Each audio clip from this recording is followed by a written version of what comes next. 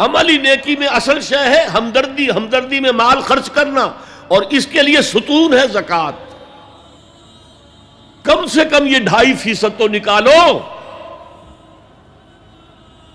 بوتل کا کارک تو کھل جائے، پھر اور بھی دو، اور بھی دو، اور بھی دو۔ یہ تو obligatory ہے، یہ تو فرض ہے، یہ تو لازم ہے۔ لیکن مقصد کیا ہے؟ اس کو جو سمجھ لیا بس یہی زکوٰۃ ہی ہمارے ذمے میں ہے، وہ بڑے مغالطے میں۔ حضور نے فرمایا صلی اللہ علیہ وسلم، ان فی المال حقا سوی الزکوٰۃ، اے مسلمانوں یہ نہ سمجھنا کہ بس زکوٰۃ ادا کر دی تو تمہارے مال کا سارا حق ادا ہو گیا۔ ان فی المال حقا سوی الزکوٰۃ، تمہارے اموال میں حق ہے اللہ کا زکوٰۃ کے علاوہ بھی۔ اور پھر آپ نے یہ آیت پڑھی، وَآتَى الْمَالَ عَلَىٰ حُبِّهِ ذَوِي الْقُرْبَىٰ وَالْيَتَامَىٰ وَالْمَسَاكِينَ وَابْنَ السَّبِيلِ وَالسَّائِلِينَ وَفِي الرِّقَابِ وَأَقَامَ الصَّلَاةَ وَآتَى الزَّكَاةَ۔ یہاں آتا الزکوٰۃ تو ہے ہی ہے، اس سے پہلے جو آ رہا ہے یہ سرپلس ہے، اس سے آگے کی بات ہے، یہ ایڈیشنل ہے۔ اسی لیے جب انفقوا انفقوا انفقوا انفقوا انفقوا کی جو تکرار ہوتی ہے قرآن مجید میں، تو ایک جگہ پھر سوال کیا صحابہ نے، کتنا خرچ کریں حضور؟ فرمایا قل العفو، کہہ دو جو بھی ضرورت سے زائد ہے دے ڈالو، don't accumulate, don't retain any thing.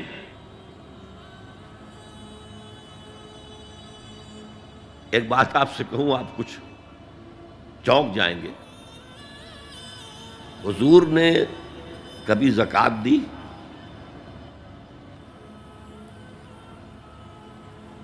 کبھی نصاب کے بقدر پیسہ آپ کے پاس جمع ہوا کہ آپ پر زکوٰۃ واجب ہوتی؟ کیسی عجیب بات ہے۔ ارکان دین میں سے ایک رکن سرے سے غائب، کبھی آپ نے مال رکھا ہی نہیں۔ حضور کا اسوہ ہم جانتے ہیں، مسواک کر لی ہے، پائچے جو ہیں ٹخنے سے اوپر کر لیے ہیں، یہ اسوہ ہے؟ ہاں ہے، یہ بھی ہے، ٹھیک ہے، سنت ہے، اسوہ تو یہ ہے۔ اور صرف آپ کا نہیں، جنہیں ہم کہتے ہیں فقراء صحابہ، ابو ہریرہ، ابو ذر، سلمان فارسی، علی رضی اللہ تعالی عنہم اجمعین، یہ فقراء صحابہ میں سے تھے، کبھی کچھ نہیں رکھا اپنے پاس۔ میں نے بتایا تھا آپ کو شاید کہ حضرت علی کی جب شادی ہو رہی تھی حضرت فاطمہ سے، کوئی مکان تھا ہی نہیں، کہاں لے کے جائیں؟ ایک انصاری نے ایک حجرہ دیا ہے اپنے مکان کا، اس میں حضرت فاطمہ ودا ہو کر گئی۔ He didn't have any home۔ ابو ذر وہ تو دوسری انتہا کو چلے گئے تھے۔ قانون یہی ہے، حلال سے کماؤ، اگر ایک حد سے آگے بڑھ جائے تو زکوٰۃ دے دو، باقی تمہارے اختیار میں ہے، دینا چاہو دو، نہ دینا چاہو رکھو اپنے پاس۔ قانون اس سے زیادہ آپ کو پابند نہیں کرے گا۔ کبھی بھی آپ نے جبر نہیں کیا، ایمرجنسی میں بھی جبر نہیں کیا۔ ایک واقعہ آتا ہے کہ حضور کو کئی وقت کا فاقہ تھا، تھوڑی دیر کے بعد حضرت ابو بکر آئے، آپ نے چہرے سے پہچان لیا کہ فاقے سے۔ پھر حضرت عمر آئے، پہچان لیا کہ فاقے سے۔ شاید حضور خود اپنے لیے نہ اٹھتے نہ جاتے، اپنے دونوں ساتھیوں کو لے کر ایک انصاری کے باغ میں پہنچ گئے۔ انصاری کی عید ہو گئی، فوراً لا کر اس نے کچھ کھجوریں، کچھ انگوروں کے گوشے رکھے۔ اس کے بعد وہ دوڑا چھری لے کر کسی جانور کو ذبح کرنے کے لیے۔ یہ ساری تفسیریں میں کیا بتا رہا ہوں، نال یہ نہیں تھا کہ مدینے میں سبھی فاقے سے تھے، موجود تھے جن کے پاس مال تھا، لیکن جبراً آپ نے کسی سے کچھ نہیں لیا۔ جب وہ چھری لے کر چلا، فرمایا دیکھنا کسی دودھ والے جانور کو نہ ذبح کرنا۔ بہرحال کچھ دیر کے بعد وہ گوشت پکا کر لایا، روٹیاں رکھیں۔ اس کے بعد حضور نے ایک روٹی پر چند بوٹیاں رکھ کر کہا یہ عائشہ کو دے آؤ، اسے بھی کئی وقت کا فاقہ ہے۔ اور پھر حضرت عمر کی طرف رخ کر کے کہا عمر یہ ہیں وہ نعمتیں جس کا حساب دینا پڑے گا اللہ کے ہاں۔ فَأَمَّا بِنِعْمَةِ رَبِّكَ فَحَدِّثْ، اور یہ جو فرمایا گیا الہاکم التکاثر میں نعمتوں کا حساب لیا جائے۔ وَلَتُسْأَلُنَّ يَوْمَئِذٍ عَنِ النَّعِيمِ، فرمایا یہ نعمتیں ہیں۔ تو یہ ہے اصل میں انفاق کا معاملہ، آپ کے اس پر چھوڑ دیا گیا ہے۔ جتنا بھی آپ میں جذبہ ہے، جتنا بھی آخرت کا یقین ہے، اتنا ہی آپ پسند کریں گے کہ آخرت کے بینک میں جمع کرائیں، یہاں کے بینکوں میں کیوں جمع کرائیں؟ یہاں کتنا دے دیں گے آپ کو؟ 10%، 20%، وہاں 700% ملتا ہے۔ 700% نہیں، 7,000، 700 گنا۔ Why to keep it in these banks؟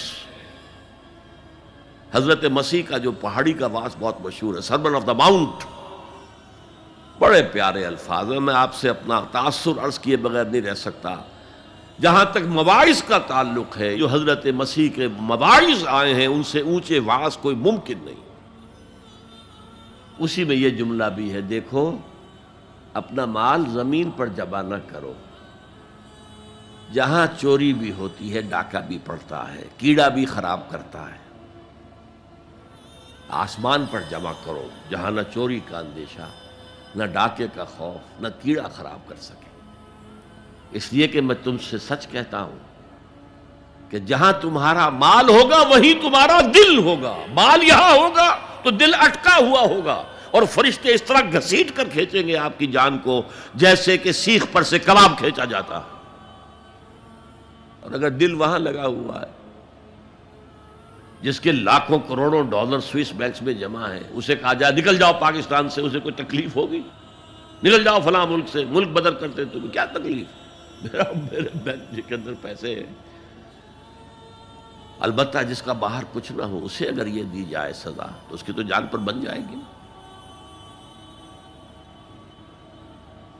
تو یہ ہے انفاق کا معاملہ۔ اس میں یہ دو جو ہے، ایک قانونی سطح ہے۔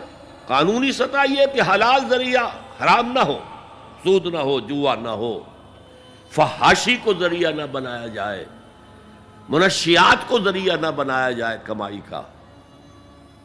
اور جو بھی آپ کے پاس ہے، آپ نصاب کی سطح کے اوپر آ گئے تو 2.5% زکوٰۃ دے دو۔ قانون اس سے آگے آپ سے مطالبہ نہیں کرے گا، اگرچہ فقہا نے یہ فتویٰ دیا ہے کہ اگر کسی وقت جو فقراء ہیں ان کی ضرورتیں زکوٰۃ سے پوری نہ ہو سکیں تو اس وقت کا امام، اس وقت کا خلیفہ، وہ زبردستی بھی عمراء کے مال میں سے مزید لے سکتا ہے زکوٰۃ کے علاوہ۔ لیکن کمال یہ ہے محمد رسول اللہ صلی اللہ علیہ وسلم کا کہ نہایت جاں گسل تحریک جو تھی، انقلابی تحریک، اس میں بھی کبھی آپ نے جبر سے کام نہیں لیا۔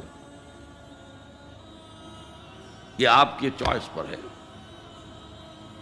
البتہ ایک معیار مقرر کر دیا، جیسے حضرت ابو بکر غزوہ تبوک کے موقع پر سب کچھ لے آئے تھے گھر میں جھاڑو پھینک کر۔ عام حالات میں یہ نہیں، ایک شخص آئے صحابی انصاری، میں اپنا سب کچھ اللہ کی راہ میں دینا چاہتا ہوں۔ فرمایا نہیں،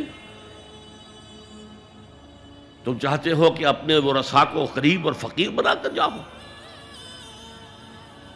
اس نے کہا اچھا میں آدھا نہیں، آدھا بھی بہت ہے۔ فرمایا تہائی دیتا ہوں؟ فرمایا ہاں تہائی کافی ہے۔ وَالثُلُثُ کثیر، اور ثلث بھی بہت ہے۔ اور یہی قانون ہے وراثت کا، آپ ثلث سے زیادہ، 1/3 سے زیادہ کی وصیت نہیں کر سکتے۔ 2/3 مال جو ہے کم سے کم وہ صرف قانون وراثت کے مطابق تقسیم ہو، اور کسی وارث کے لیے وصیت نہیں کر سکتے۔ ایک بیٹے کو اس کا حصہ بھی مل جائے اور پھر مزید جو ہے وصیت نہیں، وارث کے لیے لا وصیت لوارث۔ تو یہ ہے زکوٰۃ، در حقیقت اس جذبہ انفاق کو سپورٹ دینے والی شے. کم سے کم یہ تو دو. بوتل کا کارک کھل جائے گا تو مزید بھی نکل آئے گا اس میں سے. وَآتَ الْمَالَ عَلَىٰ حُبِّهِ ذَوِي الْقُرْبَىٰ وَالْيَتَامَىٰ وَالْمَسَاكِينَ وَابْنَ السَّبِيلِ وَالسَّائِلِينَ وَفِي الرِّقَابِ وَأَقَامَ الصَّلَاةَ وَآتَى الزَّكَاةَ.